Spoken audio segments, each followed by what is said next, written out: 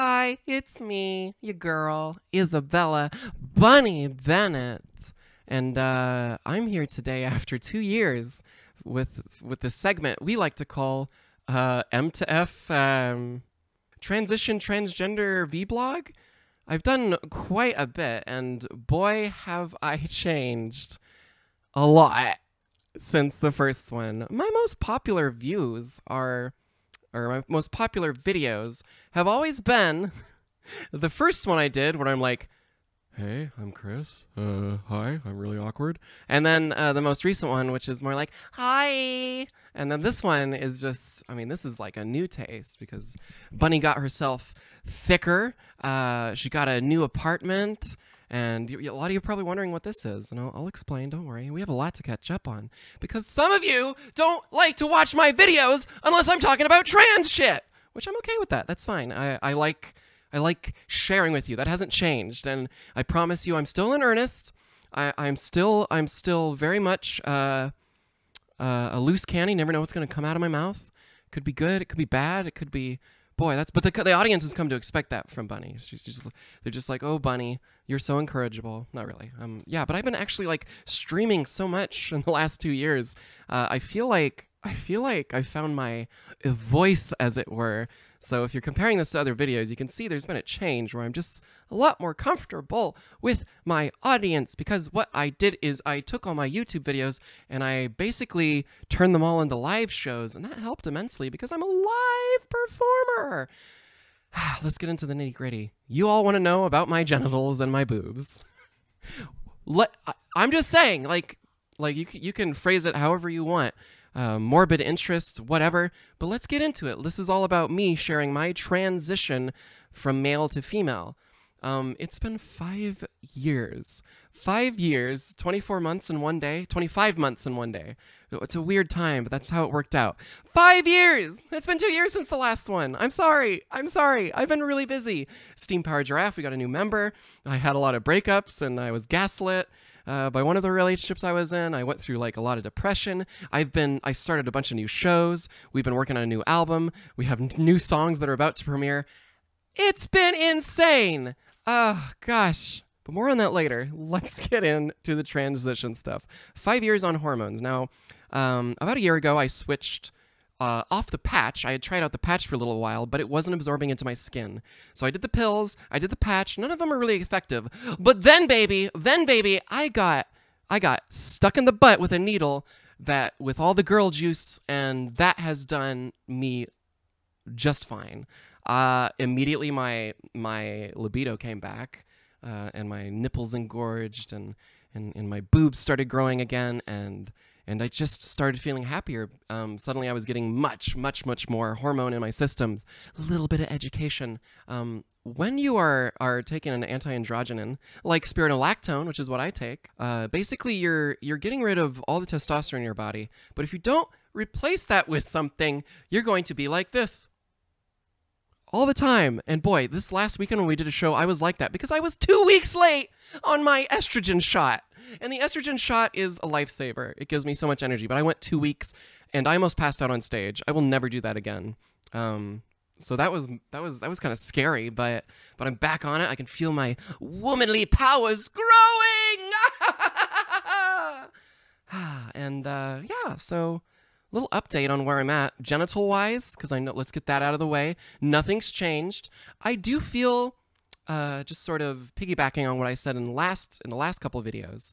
I checked on them, so I'm pretty sure I have the timeline in my mind of what I kind of went on about. But I do go on a lot about how I'm not really sure if I would be doing it for society or my own benefit. And I'm just like, I'm still in that boat. And I'm dating a wonderful trans woman right now who is very genital positive, hasn't had surgery and stuff, but embraces the sort of misaligned genitals and doesn't get all dysphoric about it. And I've never been super dysphoric, but since I've been dating her, it's kind of been rubbing off on me, giggity. Oh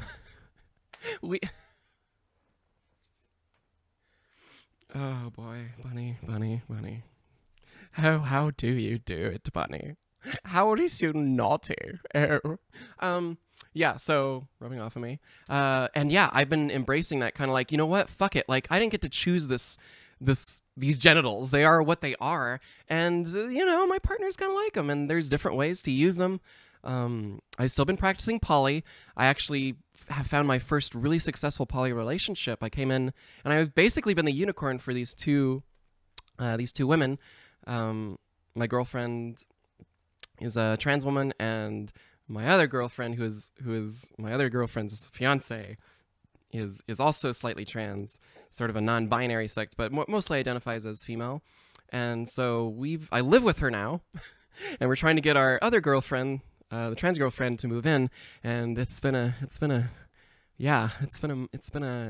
adventure. But I don't feel like a unicorn. They treat me like a goddess. They treat me so well. So you guys will be happy to know. I've gotten out of my problematic relationships. The last time I talked, I mean, I had to learn, but I went through some problems and it deeply affected me. And, you know, I only have myself to blame for getting into that. I know that's not like, that's not, what's the word? That's not a good thing to say, but I'm glad I was able to experience and go through this. And even though I feel a little bit victimized, I feel like I grew, you know? And I don't think these men that I encountered and dated were being malicious. It's just that, as some of you probably know, I'm mentally ill, and it has been quite hard. It's been routinely throughout the years, throughout my blogs, you probably can hear me talking about my mental illness and how I've just been like trying to get a hold of that. And I've been working on it, and there's been a lot of work done. Not on my genitals, though. Like I was saying, my genitals I'm leaving them alone right now. I'm fine not getting the surgery because honestly, it's really painful and I don't want to do that. But I am on the cusp of getting a boob job, and I'm on the early cusp. What I basically have been doing for the last year around this time, I made the decision to increase my bust size, because for a while you probably saw me like have some big boobs and then they went smaller and now they're back to big. And the reason is because finding a whole new wardrobe has been very expensive. So I've needed a year just to start getting clothing that can actually fit a bigger bust size. So yeah, I've been spending a lot of money. My outfits have been constantly changing because I've had to adapt. So this is all in preparation. I won't say more than that, but yes, I am anticipating surgery within the next year or so. I'm going to be consulting with a, I don't know what you call it, with a boob lab. I'll be consulting with a boob lab shortly. And my friend Nicotine, she's a streamer, has gotten it just recently, and she's been good about kind of like giving me an in and like so I could better understand what to expect. And I think I can do this. I'm terrified. I'm absolutely terrified. Some of you know I'm no stranger to surgery. I had my teeth filed down into shark teeth and replaced because I had a very bad the front of my teeth were all decayed from years of depression and drinking soda and playing World of Warcraft back when I was an angsty college student. But we fixed all this. We fixed the smile, and yeah, I'm pretty happy with my body. Yeah, like I said, I've gained a lot of weight. It's partly a thing that I am always self-conscious about. And two, don't give a shit about, because I love being thick. I love the size of my ass. It's huge. But, you know, belly and everything. I'm wearing black right now, so it's like flattering. But, you know, I'm a little chunkster, but that's okay. I still kick ass. You know, just a little slower. Just, hold on, I gotta catch my breath. Oh, I'm just kidding. Yeah, so things have been pretty good. I would say I'm happier, guys. Yeah. Every once in a while I'll get like some mean comments and stuff and I'll cry, but like most of the time, like I forget that I'm trans. You're gonna watch me get this hair out of my head. I have a monitor on. I'm like, I saw that and it was bugging me, and I'm just gonna lay that in there. That's right. I have to be my own hair person because I can't afford to get like a hair person to come in and do this for me. But what was I talking about? Hi, I'm trans. Yeah, I've been working on Steam Powered Giraffe stuff. I've been working on a lot of videos. Let me tell you how many things I work on. Right now, Locke and I, and this is Locke, this is his bird form. We do a show, that's this whole setup here, called Movie Mausoleum, where we riff on public domain movies. And this is my friend, also father of my godson, Locke. We've been friends for a long time, but we do the show now. And he's a talking raven, I'm a vampire, and all the lights get all creepy and spooky, and it's really fun, and we're having an episode tomorrow night. That's Friday, December 13th. So Friday the 13th, yeah, join us. We do it every Thursday usually. It's live. Check out the YouTube. Seriously, guys, I think you're going to like this. I think we're really good at it. It's basically like Mystery Science Theater, but everything, all the jokes are right off the cuff. So it's definitely a live show, and it has that live energy that I think you're really going to enjoy. So yeah, check it out. I've also been doing live D&D, where I'm the DM, and you can see all that on YouTube. We're also on Apple Podcasts. Look up The Dungeon Door. We've also been streaming a lot of video games. Check it out. I'm doing a Pokemon Nuzlocke run. I did some Vermintide stuff last year. We did some Atlas, and we were returning to Atlas. Recently, I've gotten into Darkside RP's Atlas mods, and their whole server is really lovely. Thank you so much, guys. Locke and Nicotine got me into that, and now I have a character named Flory, and that's been really fun. So yeah, channel is bustling, and I'm hard at work on Steam Powered Giraffe stuff. We got new music on the horizon. If that's not exciting enough, Rabbit is getting her own show on YouTube. We're not quite sure the details yet, but I've been working with a digital puppet because I don't want to dress up in makeup all the time. But the puppet looks amazing, and hopefully when I have some time to breathe, then we can actually get that going. But yeah, mentally I'm doing pretty good. I think I've had my issues, and I've kind of reached a point where, and I was struggling with this back in 2016 a lot, especially when Trump got elected, and whew, I was losing it, not just because of Trump, but it seems to all be connected in that finally I found relationships that don't treat me like I'm crazy, and I'm a very, I want to say gullible, but I'm a little naive. And I'm a little, I don't want to say too trusting, but man, I have so many abandonment issues, and they were only exacerbated in these last couple years. I feel like I've been treated sort of how like society treats mental illness. They all, not only constantly because I'm trans, and it's like, oh, you're trans, you have something wrong with your brain. Not that all British people say that, but I just wanted to do a funny voice. Sorry, British people, you have funny voices. I can't help that. That's not my fault. I'm just kidding. I can't turn it off, guys. You see what my life has become? I can't be serious anymore. But no, yeah. No, my two new the couple that I've been dating, the fiancés, they've gone through shit. They understand mental illness, and they're basically some of the earliest people to tell me it's okay that you're like this. And I've heard it before from my mistress in San Francisco. And she has been also like just imperative in my growth. Like I owe so much to them, but being able to just be like, it's okay that you're ill. It's okay that you have this damage.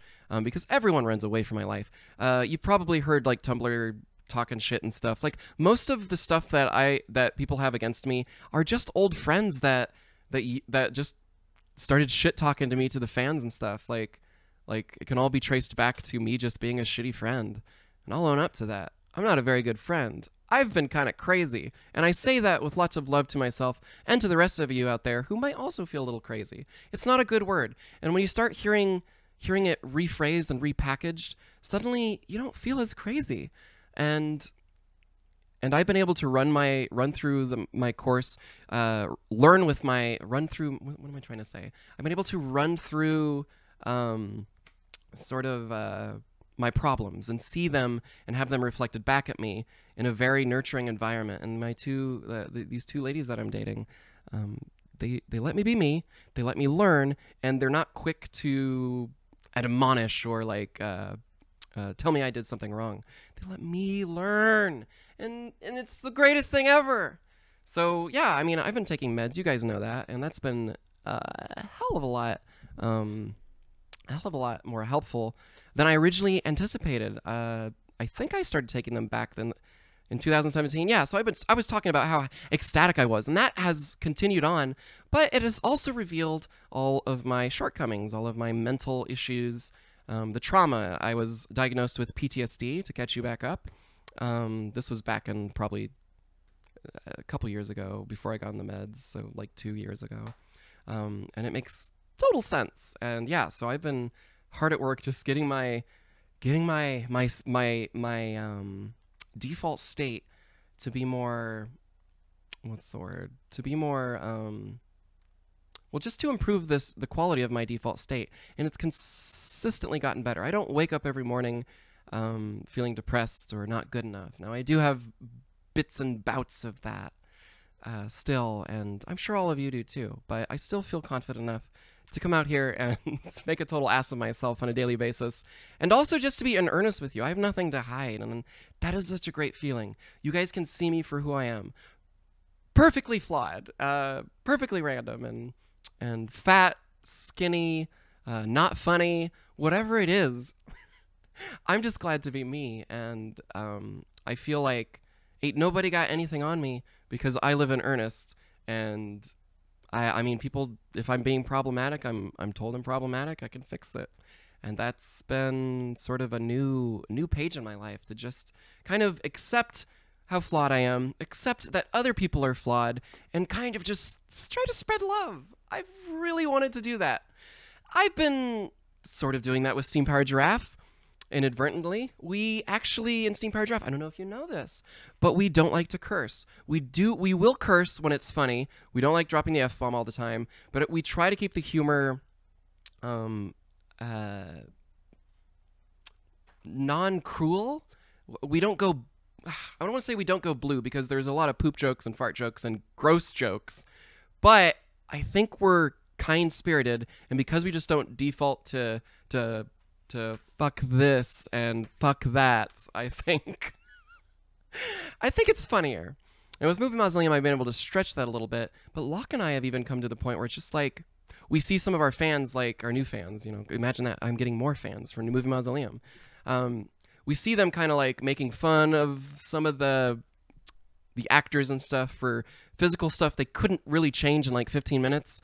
And we're kind of guilty of that too, a little bit, because improvising is really hard, and we've gotten better at it. But we're kind of in agreement now that we want to keep pushing it to be more positive. I don't want to see our fans making jokes about appearances and stuff. There are some funny-looking people out there, you know, like especially in some of the movies we see where people have this extensive makeup or whatever, or someone feels miscasted. But we try to keep it positive. And you can see where we've kind of shat the bed on that a couple times, but you know, we just own it and be like, you know, sorry, we'll be better. It's been so much more positive, and I think that's like something that's really big for me right now. I want to create content that is enriching.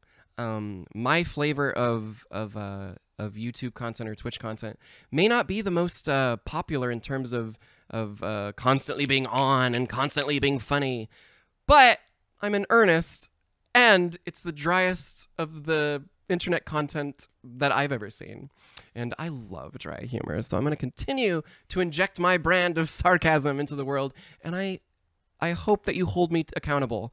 I really do, for not only me as a person, but me on stream. I want to be better. I feel like we can do this without being mean. We've been doing it with Steam Powered Giraffe forever. It's been kind of our motto.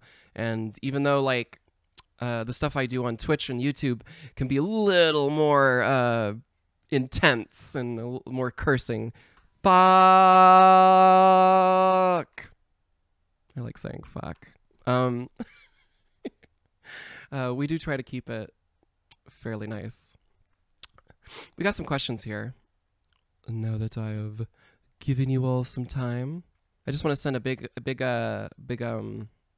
I see you to all my trans folks in the audience. It's very, very touching. You guys continue to share your stories with me, and it's one of the greatest treasures that I could ever get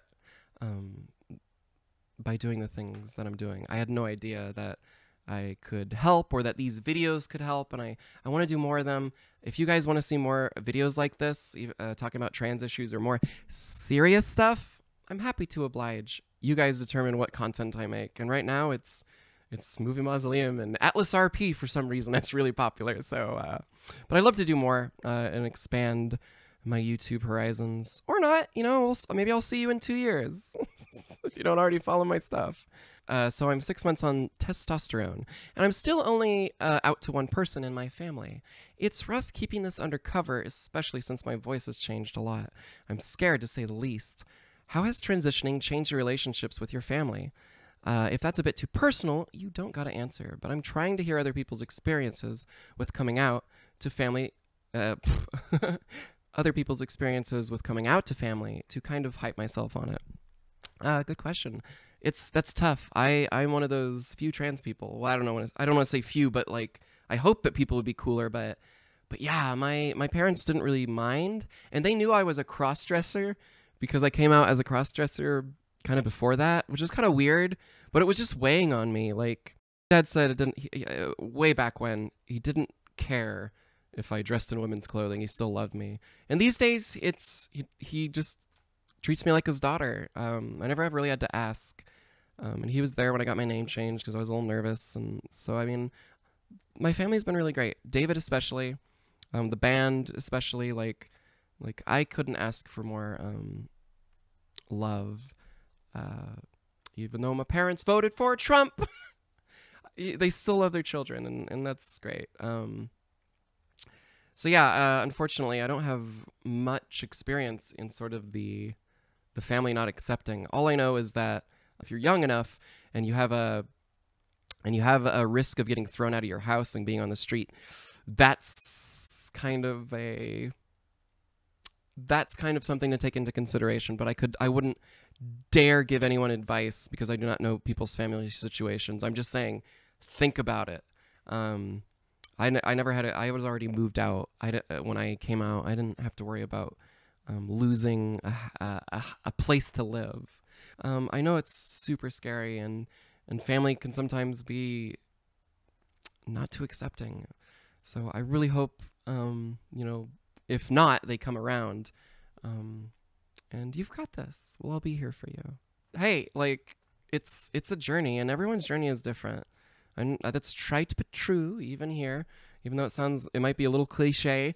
Yeah, like it is such a fun experience, the excitement, and now, like, I'm 5 years in. How do I feel? Do I feel as excited as I do initially? And yeah, I mean, every day I wake up and I'm like, oh, thank God.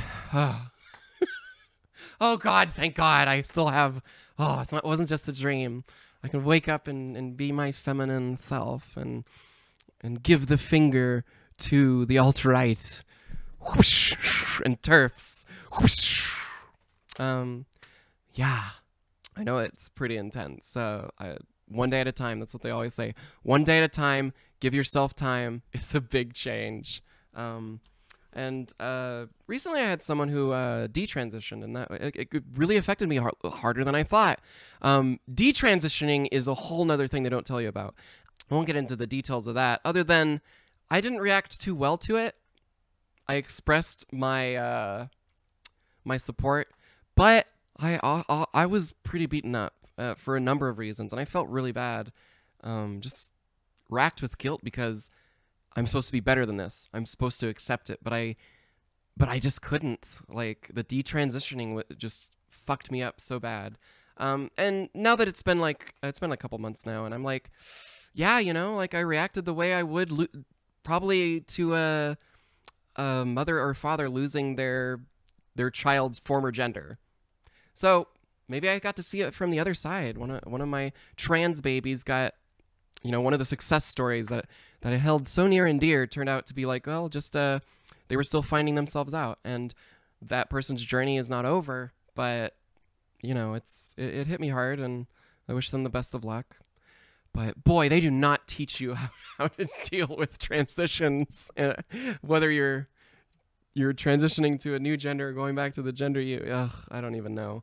I would just say it's nothing to rush into, but not that this person didn't just rushed into anything, but everyone should be free to express themselves how they see fit. I love it when people dabble in gender and stuff. If you want to be, whatever you identify as, it doesn't really matter to me. I just felt, I don't know, sort of a twisted level of betrayal because, oh, you confided in me, and then you're going back to the other gender. But that's okay. We can't all. That's so important to understand that your journey is not the same as other people's journeys. So, giving advice and stuff, it's like I try to keep it pretty vague, anyways, because what you experience is going to be so much more different than I experience. But I'm happy to help and show you how I get through life. Barely is how I get through life. I'm trying to make so some of you know I'm poly, I'm dating 2 people. So I'm trying to make like this little poly hovel here. I think I could probably go for like 1 or 2 more, add some queer people in. I've been a little disenchanted with my first foray into dating men, cis men. I think that's probably just coincidence, but it has definitely driven that experience with the whole gaslighting thing. Definitely pushed me more into the queer crowd. Like, ooh, I got really gay in the last 2 years, guys, because I'm only like, it's only been like a year since I got dumped, and I'm still like, I still haven't like remotely tried to date a man. I totally messed up. I got into just the wrong relationships. I had to do a lot of learning, a lot of growing. Plus, women just seem to understand. I hate to stereotype like that, but there's probably a reason I date a lot of queer people. Because they understand what I'm going through to some extent. So yeah, I do want to say thank you to all of you for subscribing to my Twitch and my YouTube and coming in and hanging out with me when I'm streaming. It means a lot. If you want more of these kinds of videos, just let me know. Yeah, I think I've shared everything that I can.